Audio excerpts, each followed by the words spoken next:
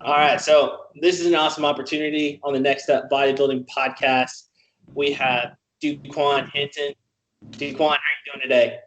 What's up, man? I'm doing great. How you doing? Man, we can't complain, not at all. And we got Daniel McGee. I'm super excited for Duquann to be on the show because I just got a chance to watch him perform. And when I say perform, I mean that in the most sense. Getting up on stage and working the crowd, working the judges. This guy won this weekend's show up in Indiana, the Battle of the States. Won the overall, just like I said, went up on stage and performed. So when I saw this, I had to have him on the podcast. And he graciously accepted the offer. So we appreciate you, oh man. We appreciate it. Hey, I appreciate you for reaching out to me. Yes, sir. So tell me about the show. What do you think? I think that show was dope, man.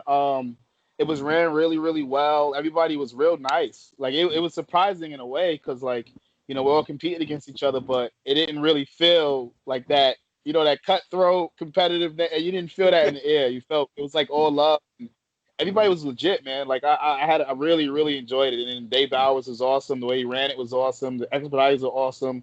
The prizes were awesome. The trophies were really nice, man. Because like most of the other shows I did, you get like this rope and like the medals fall apart, but like these were like legit trophies, like so like I thought that was dope. Yeah, he puts on a good show. It's my first Yeah. time really working with him and seeing what he was able to do for his athletes. And not being from Indiana, I was surprised to see, and everybody at the gym, we commented on this, the quality of bodybuilders. Right? And sometimes, most shows I go to, there's maybe two or three bodybuilders in the class, and that's about it. But Yeah. this was a bodybuilding show, and you just went up there and you guys worked your ass off. That's overall because I knew the guys up on stage you're going up against, and yeah, you Yeah, they were legit, man. nice. Well, all right, give us some background. Where are you from?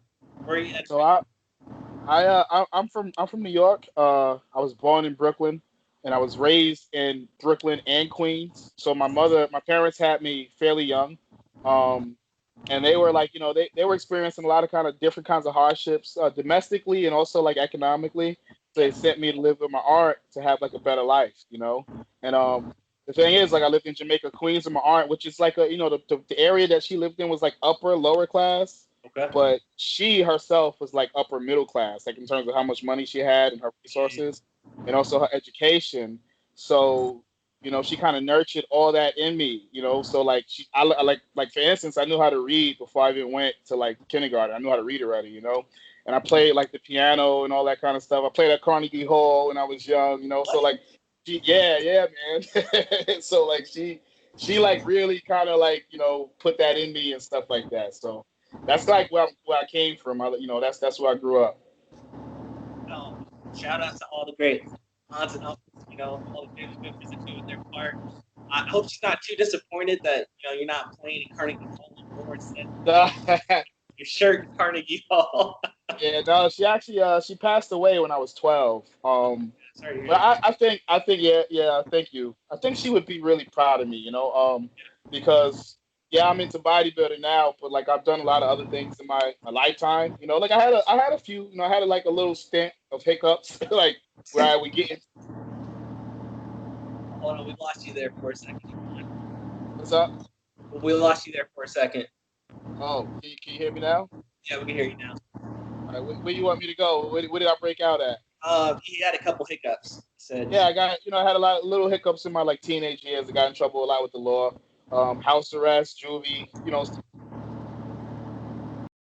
And I got my GED and I went to college, and then eventually I went to graduate school to pursue a PhD. So I think I brought it around. I think she would still be pretty proud because that's what she always wanted for me, just to get that education. yeah, When I was young, she used to call me professor. It was crazy. She like, and that's the important thing too. Is like it's really important to speak things into existence and positive thinking and positive talking because she called me that so much that yeah. that's what I I pursued that. That's what I ended up pursuing, as an adult. So it's important for people to talk to their kids that way. Always positive language, never too negative, and you can curate things with that. It's like thoughts become what was it? Thoughts become things or something like that. That's what Kai Green's always saying, right? It's Okay. true.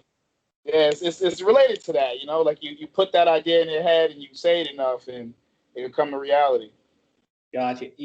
Something personal about me as well is like I had an aunt who passed a little bit later in my life, and I was the only probably grandchild, right? Think of that age frame for her, who wore glasses, and she did the exact same thing. She called me the exact same thing, little professor, and I didn't think I ever had any real aptitude, but that was really the spark, right? Then there was like it led to advanced classes in fifth grade, and then this, that, and the other, and now I'm a professional drug dealer for Eli Lilly.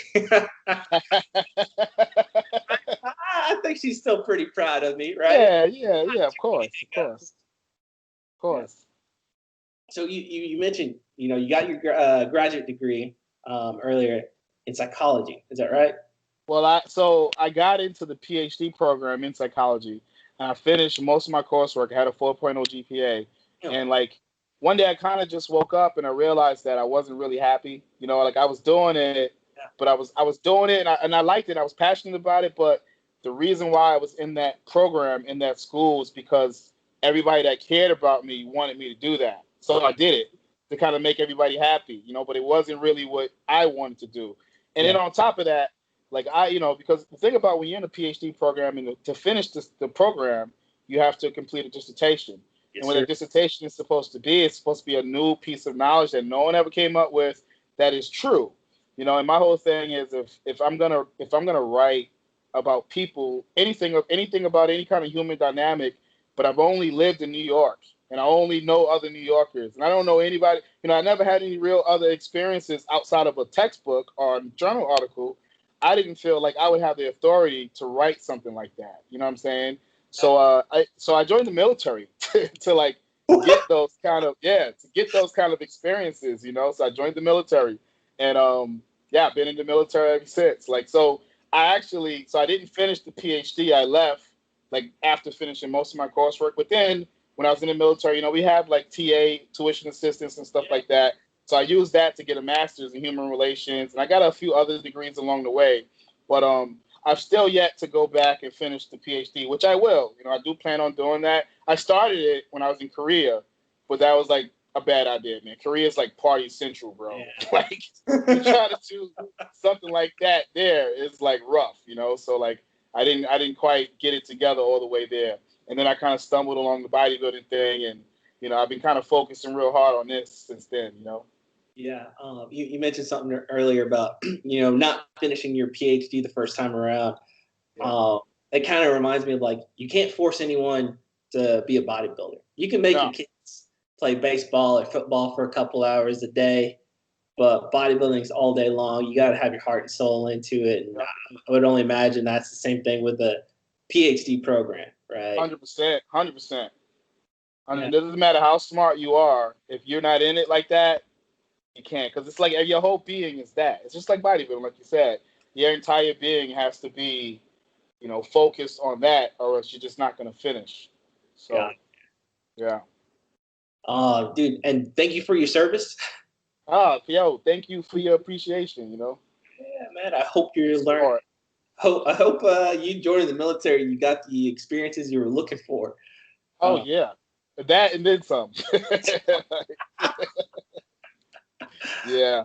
Be like, honest to God, one of the most wild reasons that I've heard personally of someone joining the military. I respect it. I respect it a hell of a lot. Thank you. But once you in, your focus kind of changes a little bit. So like once I was in, it became less of a selfish reason and more of a, I'm a part of this big thing that's like helping the country as a whole, and that makes me proud, and I'm able to contribute, and I like to contribute, So it turned it more into that. But at the end, at the back of my mind, that was always, it's like, this is my laboratory. Like, that was still part of it. But like those other things kind of, came into play too after a while. Okay. Gotcha. Yeah. Man, that's amazing. Once again, thank you for your service. We appreciate that. And you're in right now the New York City National Guard, Air National Guard. Is that correct? Yes, sir. Okay. What's your role there? Can I ask? So the thing about National Guard is that you get like what's called an AFSC, which is like your primary occupation. Okay. When I was active duty, my primary occupation on my AFSC was maintenance management analysis. Well, when I when I got into the Guard, I wanted to try a different career. So I wanted to try out sheet metal. Like that's like being a mechanic and working with your hands because I never done anything like that. I always sucked at it. So I was like, you know what? I want to try this. Like, let me see if I could be good at this. Let me see if I get this skill. And also, like, the tech school for that was in Florida. So I was like, and I get to go to Florida. So like, for months, it was like a win, So I did that. It's our course train. So now I'm sheet metal. That's my Guard job, which is the 1 week in a month, 2 weeks 2 weeks per year. But I'm also I work full time with the Guard too as a honor guard. So my job is to, when a service member passes away, I go and I present the flag, I fold the flag, I present it to the next of kin and stuff like that. So that's actually something I've always done since I've been in the military. I've done that since 2011. So, but usually it's like part of like an extra duty, something I just volunteered to do. I wasn't really getting paid to do it, but now it's like my job. So Your job, man. That's amazing. Like your life so far. We haven't even like really touched on bodybuilding. But I know, and maybe this will talk to like your posing, your performance on stage. I feel like you live the life of an artist. Yeah, I can see that, right? Right, and like all over the place. Daniel, I think you're muted. You're like all over the place. You remind me of my older brother. He's actually in Brooklyn. The guy just like, unfortunately the pandemic and the coronavirus, but he came to Texas and then he's always wanted to work on a farm. And he hit one of his buddies up who has a farm to fresh table, farm, whatever. And he just started working there. Yeah, like, this is fun. I've always kind of wanted to do some shit like this. Yeah. It must be a New York thing. Yeah, I don't know. It's I know I have a lot of friends in New York that think I'm crazy because I'm always like randomly doing things like that. But I don't know. I think that there's a lot to life to get out of, and I think that if we limit ourselves to bubbles just to be safe and comfortable, then we limit ourselves. We limit ourselves in terms of how much we'll grow and how much we'll develop and how much of ourselves we'll open up and understand. So I think it's important to try to go outside your box every now and then. Maybe not as much as me or not as extreme as I do, but like it's important to do that kind of stuff. Yeah. No, it's very important to go outside your box, like you're saying. Especially, I think that's what bodybuilding teaches people as well, though. Yeah. It's your limits and the expectations of things you don't think you can do. Yep. 100%. I guess with bodybuilding, you enjoy life a little bit more. Kind of like doing your path. It's like, when we talked about your meal after the show, it's like, man, you had that steak and you had a bunch of bread. You commented on the bread. It was amazing. Right. Best thing ever. And it's bread, right? It's so simple. It's simple. People at Olive Garden throw away the bread. Yeah. I ate my bread, I ate my wife's bread. I had to bring out another tray. Yeah, I went crazy. That's amazing. All right, so tell me, you've done all these things with your life. Like you've gone to Korea, you've been in the military, you're damn near a doctor. And with all these other like weird, strange talents and skills that you've acquired throughout the years, why did you focus any attention at all on bodybuilding? It's actually random, man. And I think life is kind of like that, right? I think that a lot of times we're pressured to like tell our stories in this linear way where everything kind of goes with each other. But yeah. I think that a lot of randomness happens in life where there's no explanation. It just kind of happened. You bounced in it, and it just, whoa, this is cool. So, in the military, everybody works out because part of it is because we kind of have to because it's part of our job. We got to maintain a certain level of physical fitness. Sure. But then it's like, I don't know, it's just something about the military that just attracts people like that, So the thing is, it's so many gym bros in the military, and everybody's always talking about how they want to do a show. Like, yeah, man, I'm going to do a show in 6 months. Or, it's like, that's what everybody says. And I just worked out. I started to work out because I wanted to get a little fit so I can join the military because I was so out of shape, man. I was probably like 150 pounds. I had like this big belly, skinny. I drank beer all the time, so I knew I needed to get in shape. So I bought like 300 pounds worth of weight and a bench, and I bought it from Odell's, and I got my friends to help me put it together, and I put it upstairs in my apartment. And like that first time and then on top of that, my stepdad, he he did some time in prison. They work out different in prison, man. Like they do some crazy. Gave me my first lessons on how to work out, which was crazy. It was such terrible advice, but I did it. But anyway, this time that I worked out and I woke up feeling sore like that, I knew that this was it. Like, I just fell in love immediately. So then from that, like I train all the time, and then on I found out that bodybuilders eat 6 times a day. So I ate 6 times a day, since 2011, I've eaten 6 meals every day since then. They probably weren't always like the right meals because like I didn't know thing at first, but I did that. So I joined the military and I'm eating 6 meals a day and I'm working out. So all the gym bros are like, yo, man, you got to do a show. Because like I said, he wants to do shows. So I turned into one of the gym bros too. And I would always say, yeah, man, I'm going to do a show, I had no real intention on doing a show. I didn't even know really what that meant, But like, people would come and they would see me and they would say, yo, I think you got a pretty decent bill. You should do a show. And I'm like, yeah, I'm going to do a show. I would always say that. So now I got to Korea. And like I said, when we were talking before, like the podcast actually, Party Central. But you go to Korea, you know you're definitely going to work hard, and then you're going to play hard too. This is part of what it is. So I'm out there, and I'm drinking a lot, bro. Like I mean, like a lot. At first, it was like every weekend. I was like a weekend party alcoholic kind of guy. Yeah. But then it turned into like every day, And then one day I looked at myself in the mirror, and I saw I was looking all disheveled. My uniform was it wasn't sharp. Because me, I take pride in how I look. And I realized that, yo, you looking kind of jacked up, bro. Like I'm talking to myself like that. So that was when, I realized that. I still didn't do nothing about it yet, though. I'm still doing my thing, And one day I got into trouble. And the reason why I got into trouble was because I was drunk. Like, what I did as a drunk. And Article 15 for it, which is a pretty big deal in the military. I got an Article 15, which means that now my rank is at risk of being taken from me. My pay is at risk of being taken from me, and then I'm going to have to be relegated to the base, and I can't leave. So there's like a long process of how they determine what they're going to do to you. Yeah. Because I was a really strong worker in the squadron, I was like into everything, always helping out. I was like a high performer. They didn't take my rank, but everything else. So they took a month's worth of pay, and they restricted me to the base for like 3 months or something like that. And I was like on probation pretty much. Yeah. So in after, I'm like, I can't leave the base. Only thing I can do is go to the gym. I got this drinking problem I need to kick.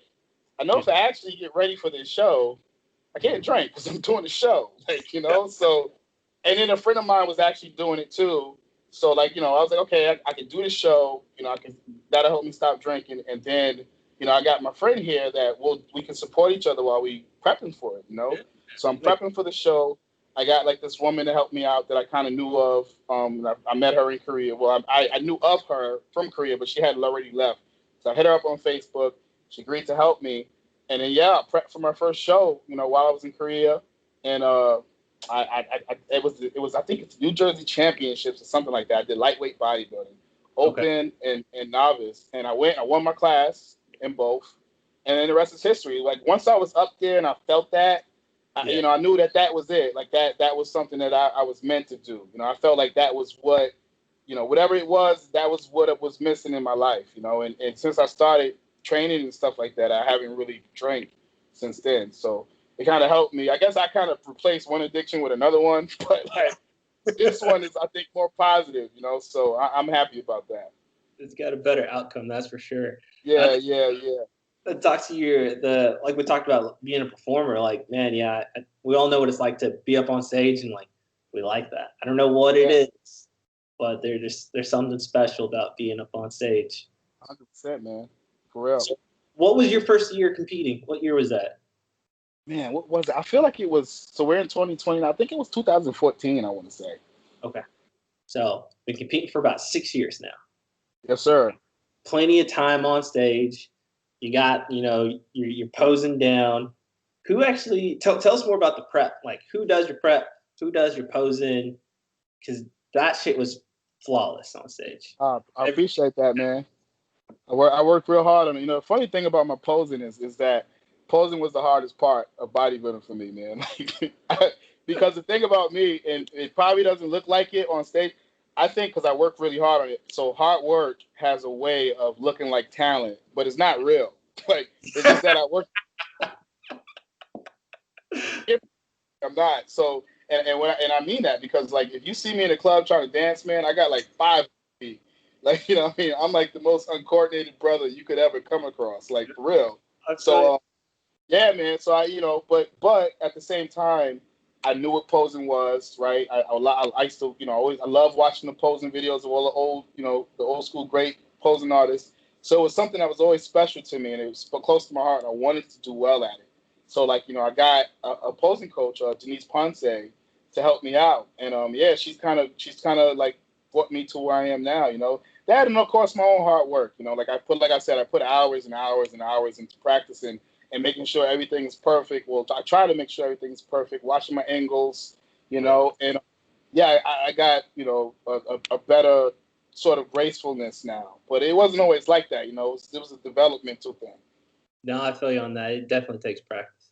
Towards the end of this prep, I actually got Chris Comer to help me out too. So he's been giving me like little. So the thing about Chris Comer is very meticulous. Okay. It's like those tiny things, that they're tiny. It's like something you can fix real easy, but it makes a big difference on stage in terms of creating that facade, and that illusion, and roping the crowd in and stuff like that. So that's what he's been helping me with. He's perfect with that, And Denise Ponce is also, she does it all. So them together, they're a real good mix for me. Nice, dude. I saw I was recording for the live stream, and I was able to post it on the page next up Bodybuilding. And the way you hit your side tricep, just phenomenal. Thank you. Some windmill type thing I've never really seen. Just hit that shit and it sticks. And then your back double bi is just like I've never seen people pose the way you do, and I think that does talk a lot to why you have been successful, at least at this show, what I've been able to witness. Yeah, I agree 100%. The funny thing about the tricep is that was actually on the spot. Like I just came up with that, and it was by accident actually, because I went to go try to hit it the way I would normally hit it, but I saw it was a guy right next to me. I probably would have hit him if I did that. So I did it to avoid hitting him, but when I did it, I was like, yo, I think that shit looked cool. Like, he was dope as hell. I think I'm gonna hit it like that from now on, Hey, I recommend it.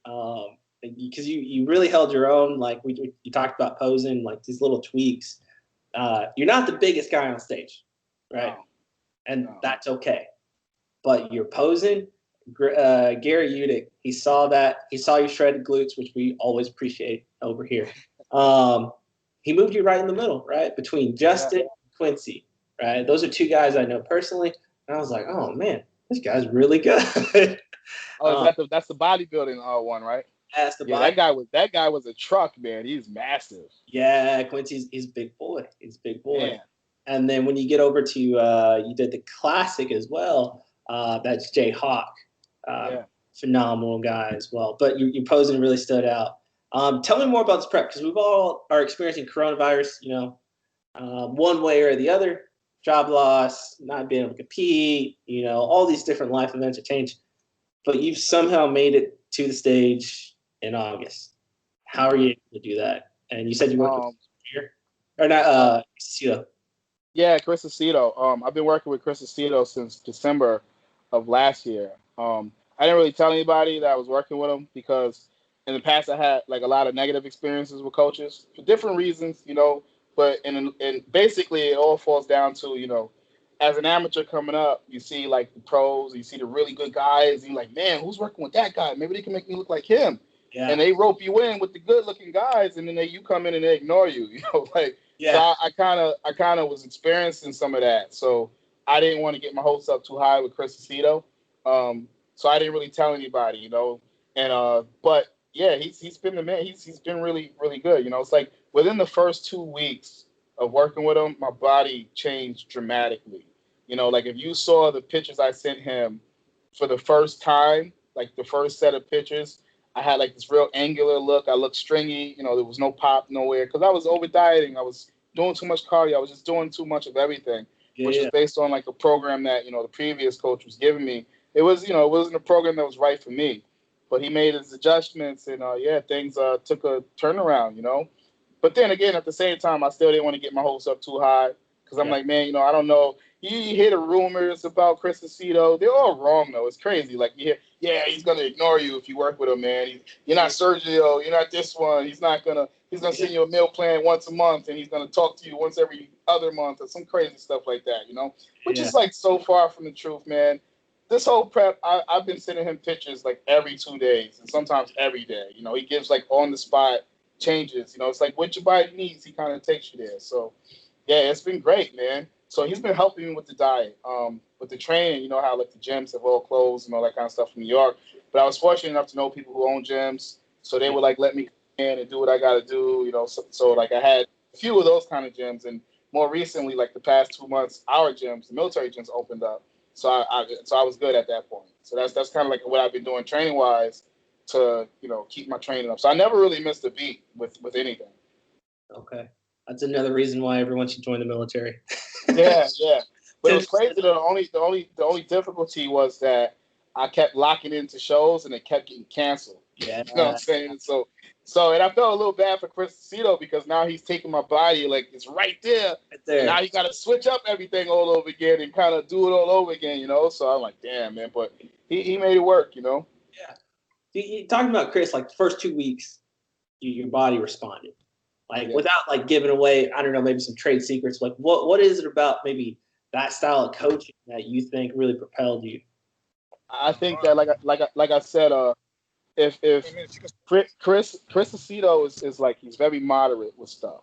He's very moderate and he's also patient on top of that. So a lot of coaches, you send them check-in pictures and say you don't look good, they radically change everything. But they don't have the patience enough to see and let it work. So he definitely does that. But the only thing he did really was to change my diet. Added carbs and he made me stop doing cardio, and that's I guess that's what I needed. Man, just a little carbs, a little less cardio. That's crazy. Yeah. I think that's a testament to a great coach. Like, I mean, we all know some of the guys Chris has worked with in the past, and he does seem like that type of guy where it's like little adjustments and real food and hard work first, right? Yeah, exactly. Yeah, and everything's mine. It's funny though because, I actually hit him up for the first time maybe 2 years ago, 2.5 years ago. That's when I was having the problems with my, the coach I was with at the time. He was ignoring me. I wasn't really. So I was hitting. I was like kind of hitting up a bunch of different coaches on email, coaches that I kind of knew. I didn't really know anybody like that because I didn't really listen to all the interviews and stuff like that. So, but I just knew that okay, this is the top guy. This is the top guy. This is the top guy. I'm gonna email all of them, and I'm gonna see, who I'll make my decision from there. So I emailed Chris, and I had wrote this like 5-paragraph document, kind of telling him all about myself and how serious I am and how hard I work. So I sent him that, and he responded with like a phrase, and I'm just like, he said something like, "Look good," and then he said something else, and I'm like, I took 50 minutes to write that, and he responded like that. So in my head, I took that to mean he's gonna ignore me. He's gonna be just like everybody else. So I don't know about him, But then another guy that emailed sent me like an email that was longer than the one I sent. So I'm like, oh yeah, this is clearly he's gonna show me attention and this is gonna work out. Yeah. But now after a while, I realized that was all like copied and pasted, and which is no knock to him. It's just he's smart enough to like have things predetermined that he sends people, Yeah, but then I went to that guy and it didn't work out. Like that show, I came in the show, I looked terrible. I got 15th place at Nationals, which was a big step backwards for me because the year before that I got 6th place. And then the year before that I did the biggest, one of the biggest regional shows in Northeast and I won it. And that time I got 5th place. And the look was just bad. My body looked tired. I looked stringy. I looked wiry. It just wasn't good, So but at the same time, I didn't really blame the coach because my life was kind of different too. So I thought maybe it's the life, Yeah. But then I got everything in my personal life situated, and I was still having those same problems with him, like in terms of the way my physique was looking. Yeah. So then I knew, okay, his methods just aren't for me. And that's when I hit Chris up again, and I hit him up again because during the time between the last time that I hit him up and then that time, I was doing a ton of research on him. Like I read all of his books, I listened to all of his interviews, I read all his articles, and then I realized, because I got a sense of who he was, his personality, and I realized that, you know, I really liked the fact, I realized that he just seemed like a decent human being, you know, because of his socio-political stances, his stances, you know, the things that he finds important concerning like historical figures and, you know, his stance on social justice. And and in my head, I'm like, I don't think that a guy that could be that decent could do what those other guys did, you know? Yeah, And I felt like, yeah, you know, and I knew it was a risk, but I felt like it would be different. And it was right.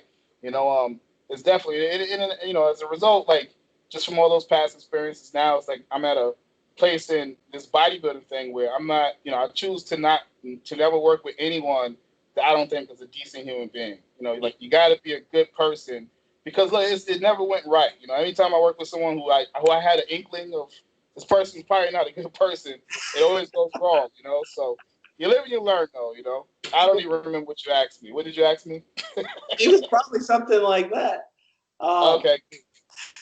But that is a beautiful answer.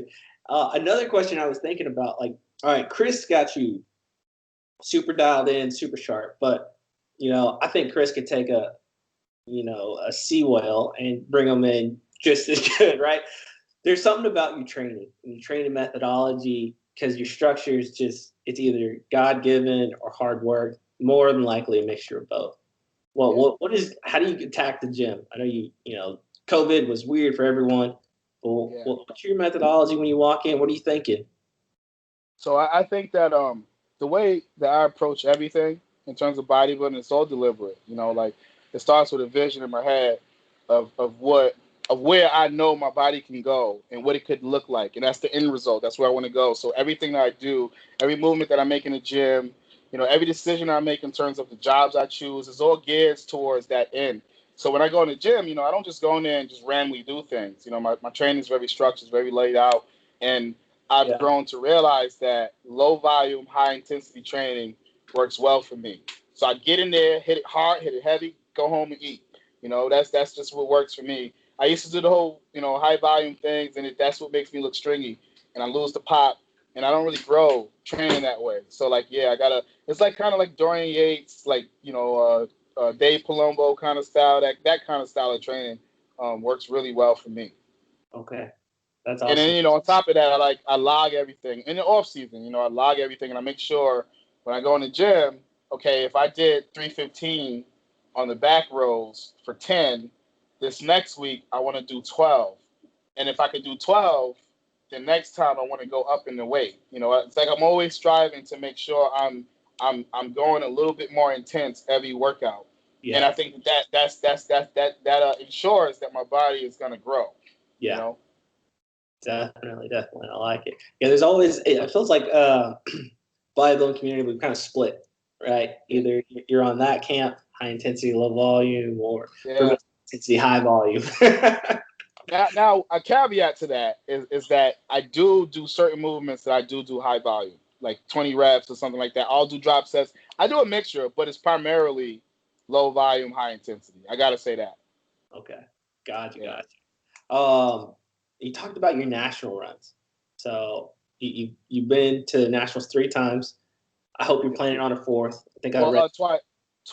I've been to nationals Miami twice. Okay. So two consecutive years, and then I did a show. One of those, I think it was Bahamas. I did. It was a national qualifier day. I did that the same year I did the national show that I got 15th place at. So, like, yeah, I did 3. I did 3 shows like back to back that year. Dang. Yeah. That sucks. It was rough. All right. So probably the placing did not help the experience. No. Right? You did this roller coaster ride towards it. But working with Chris, knowing your body, how you like to train, working with some great posing coaches, you plan on making a national run this year? And if so, which one are you thinking about going to? Yeah, we're doing North Americans, man. Shit. So Yeah, we're about 2 weeks and 3 days out, I think. Nice. How you Yeah, feeling? man. I feel good. I feel good. I'm training. Training's still going really well and everything. So energy's still high. Good. I'm still high from that show. So it worked out. It's like it gave me that boost that I needed to like get to the next level.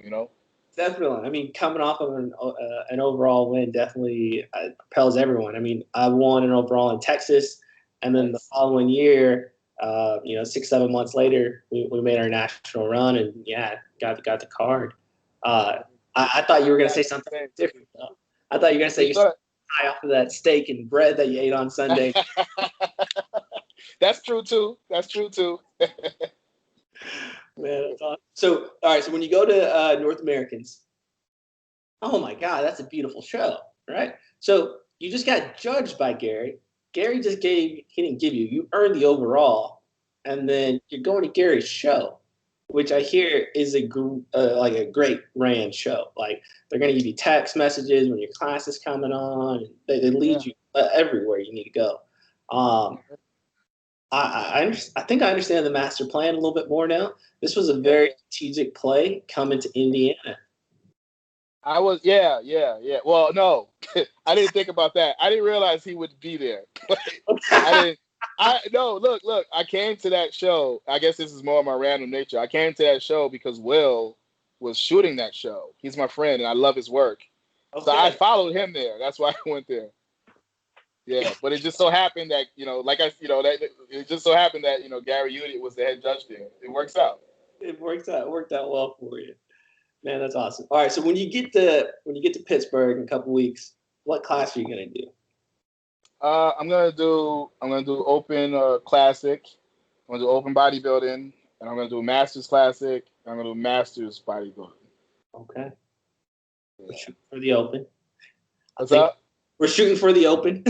Oh yeah. We shooting for what we can get, but of course, like open is open is definitely the goal, But I just like to be on the stage, I think that I'm the kind of bodybuilder where I do this year round. A lot of people they kind of do the prep thing, they do the 16 weeks of dieting and hard training. That's like my life. Only difference is it's a little bit more food in the off season. But I live my life like that. So I look at it like if I spend 365 days focusing on that, I want to be able to show the world it for more than 2 minutes. So I'm going to do as many classes. I'm going to compete as much as I can when I'm in shape. So like that's why I went to Indiana. I did all those classes, and that's why I'm gonna go to North Americans and do all those classes.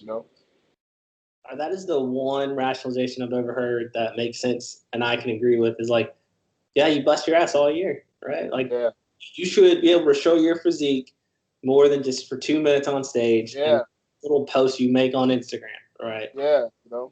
Dude, I think that's a great idea, and that's probably why you got like you got such grace and performance on stage, man. I think you're going to do really well. And when I think about your support staff, right? You got Chris Cito, Chris Cormier, Posen, and all your buddies back in New York, but also your lady, your wife. Yeah. Man, I'm standing next to her. she's the number one. She's the number. If you didn't know that, she's your number one fan, bro. Yeah, she's number one. She's number one. Not only that, she believe it or not, she comes to me to the gym too. Nice. And she trains hard. She trains hard.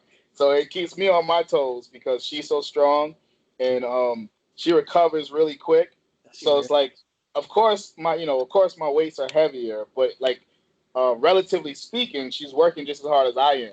Yeah. So like when I see that, I'm like, okay, she's doing that, and she don't even want to be here. She's here because of me. Yeah. So like if she's doing that, I gotta match that energy. I can't, what I'm saying? I can't be in here getting outdone. So I can go a little heavier than I will by myself. Yeah, and she helps out with everything, man. She helps out with the posing as well because she comes with me to my posing sessions with my coach. So she knows like what things are supposed to look like. Yeah. So she'll tell me home when I'm practicing, no, you got to twist, you got to do this, you got to do that. So she helps with everything, man. I always tell her like there's that, it's that rap song where the guy is saying, "You wasn't with me shooting in the gym." You know that song? Yeah. I don't know who sang it, but it's that song. Trophies. But I always, yeah. So I always tell her I could never say that because you was with me in the gym. You with me in the kitchen. You with me in the posing room. You everywhere. So this our trophies. Yeah, these are trophies. Yeah. Oh man, no, I think that's a beautiful thing. Like, my wife, she competes. We're taking her to nationals for bikini, and I thank God that she does, right? Because I just feel like if you didn't have that support like you do, or the other person's competing with you, that you're in a relationship, some questions start coming up. Why are you in the gym for 2 hours? Yeah, and then you probably would seem selfish, because they don't understand it.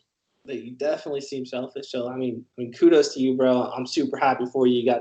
You got a great support staff. You got, as my buddy in Arizona. Yeah, it's funny though that you said you were sitting next to her, because like some of the video, I have like a lot of videos, but I can't post them because of what she's saying in them. I'm like, you can't talk about people like that. Like, you gotta be nicer. Or like I'll post them, but I'll post them like muted. Yeah. That's smart. I am not that discreet, especially when the men's physique. I was just like, y'all need to call me. There's no shame in my game. No shame. So far, man, this has been an awesome experience, Duquann, just to get to know you a little bit more, like your life and everything. Before we wrap up, just want to make sure, like, is there anything important that you want to plug? Any sponsorships or your wife? You just want to like give a shout out type thing? Oh yeah, for sure, man. I would definitely want to shout out my wife, Satanya Riley. I want to shout out my posing coach, Denise Ponce, of course. My coach, Chris Aceto.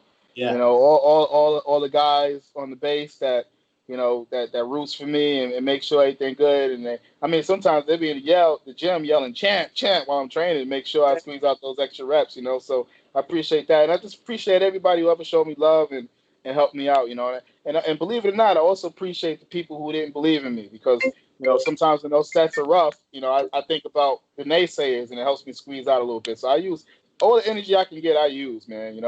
Yeah, no, that's awesome. I'm pretty sure your military buddies are slapping out Snickers bars that you try to sneak in, and they want to see those trophies just as much as you do. Yeah. Man, that's awesome. Okay, so as we wrap up, one more thing is like for the people coming up, right? This whole thing is like the Next Up Bodybuilding podcast. Like this is for people coming up in the ranks, either national level or pro level. You got any advice for those people that are started, or where you're at thinking? 100%. I think the biggest advice is to be patient. Yeah. Like don't try to rush things. Try to figure stuff out. Try to figure out what you need to be doing regarding training to really go where you want to go. And also, like, if I can't really knock anybody for, like, everybody gets into bodybuilding for different reasons. Yeah. But if you say that you want to be a successful bodybuilder, then you got to kind of treat it like it's part of your life. Always, not just the last 16 weeks before a show and all that kind of stuff. But I think that if anybody, if they do that, they train hard, they train smart, they do everything all year round, they be patient and they be smart, I think anybody can go pretty far, Like that'd be my main advice. And I'd say that 10 more times. Cool. Well, we always conclude, these things with the one question, and why you? What makes you up next? Like, what makes me up next? Yeah, what is it about you? Oh man, that's a hard question, man. I think I should have had some homework to prepare for that one. I don't know what makes it. I think that my heart, man. I think I got a lot of heart. I love this. Like, this is part of me. Like that, I do it. If there was no cameras, there was no pictures, there was no one I would still do it. Because it's something that I love to do. So I think that love and that passion and that drive is gonna take me where I need to go.